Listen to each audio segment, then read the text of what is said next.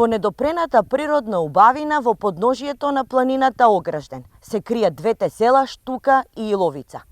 Денови во овие села повторно се актуелни на македонската јавност, но не по она што го произведуваат, туку по фактот дека постои опасност да никне рудник за ископување на бакар и злато. Иловица и Штука се села во општина Босилово и се наоѓаат во средишниот дел на Струмичката котлина. Нив ги дели само една долга улица. Правецот го фативме кон Штука. На само 500 метра од селото се издига ридот од каде што треба да се искупуваат благородните метали. Но за мештаните златото се крие во плодната земја. Во атарот на двете села има околу 1000 хектари обработливо земјиште и над 2500 хектари шума. Најмногу се одгледуваат раноградинарски култури. Југославија живееше од тоа.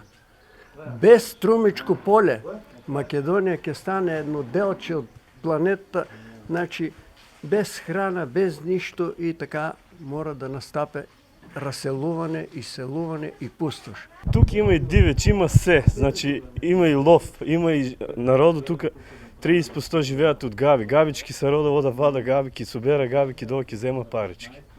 И таа природа за да наистиш треба да немиш мозок. На 3 километри воздушна линија јужно од локацијата каде што треба да биде рудникот се наоѓа домот на семејството Зекирови.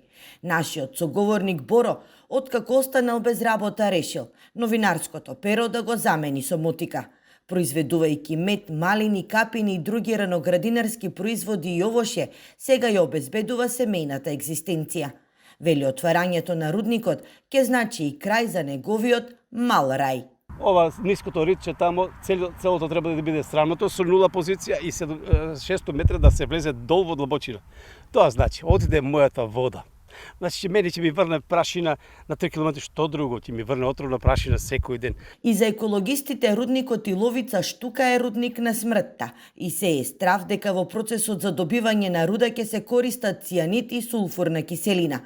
Според студијата, се планира да се изгради брана висока 276 метри за складирање на јаловината од преработената руда. Од организацијата Здрава котлина предупредуваат дека планираното хидројаловиште може да ја загади почвата и водата и да предизвика сериозни последици по земјоделството и здравјето на луѓето. Само браната е доволен причина за ние да стравуваме. Што ако се случи земјотрес?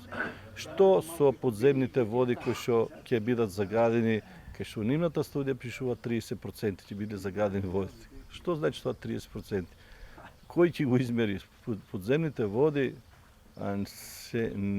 може да се прочистат, тие не се чистат, ќе треба. Во моментот на терен нема никакви активности, а според пресметките на Здрава котлина, од експлоатација на бакар и злато, во рок од 10 години би можело да се инкасираат 10 милиарди евра.